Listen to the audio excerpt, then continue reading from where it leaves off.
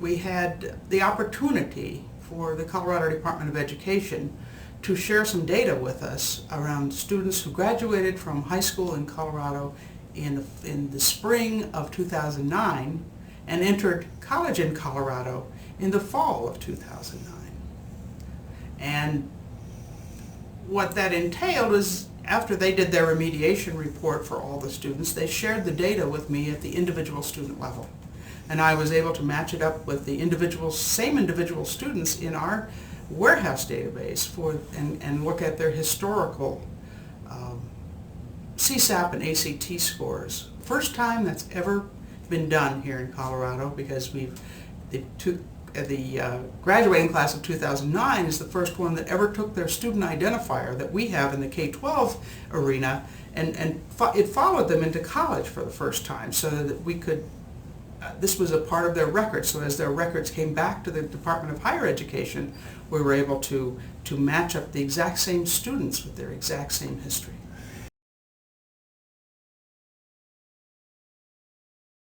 Actually, there was of course the legislation called Cap for K, or Senate Bill 212, that was passed in 2008.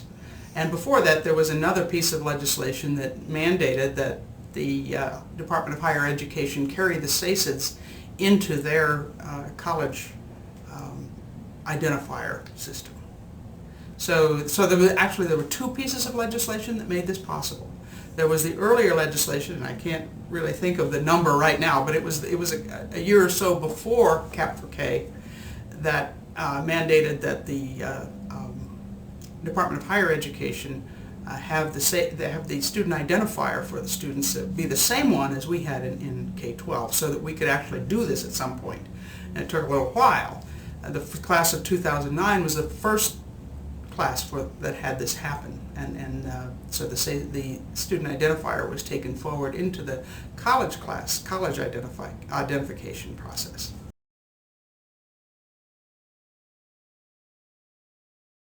Actually, there were over 50,000 graduates that year, which is a lot of graduates. When you think about those kinds of numbers, it's pretty amazing. We were able to go back, and remember, this is just kids who graduated from high school in Colorado and went to college in their first year in the fall of 2009 in Colorado. So we were able to match up about 45% of the total 50,000, which is just a little less than half. Now, not all of those had CSAP and ACT records, and because that was sort of an important thing we wanted to look at, we limited it to just those students who had those, and that came out to be about 17,500. Actually, it was 17,499, but who's counting?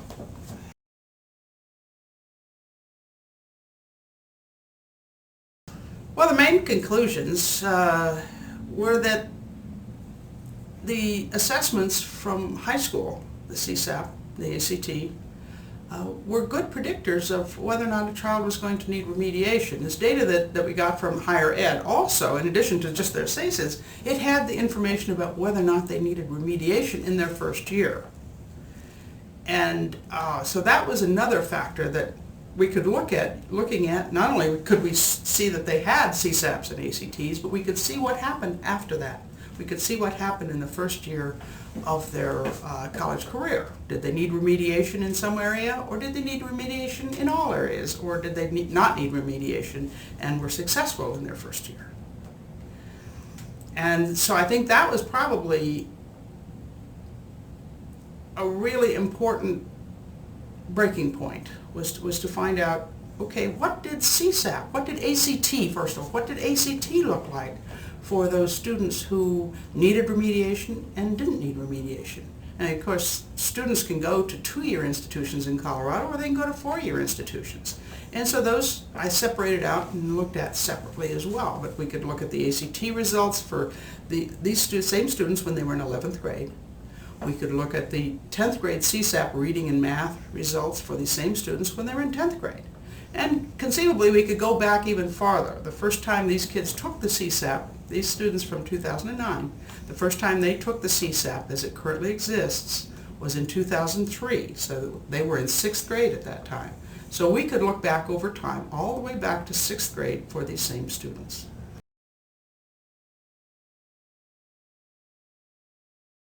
could see that there were a lot of kids who were I can't remember the exact percentages right off the top of my head, but it was like 70 to 80% of kids who were successful were also proficient on the CSAP in 10th grade.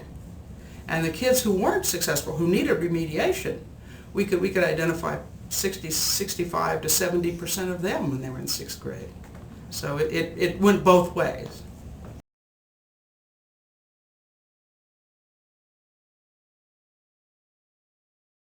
I think they should pay very close attention to whether their student is below proficient or proficient or advanced. I think that looks to be the key turning point, or one of the key points for looking at post-secondary readiness even as early as 6th grade. Is my student on track? You can also look at other things. There's growth, which I did not incorporate into this particular analysis, but that's something that we can look at and see where those students were in terms of that as well.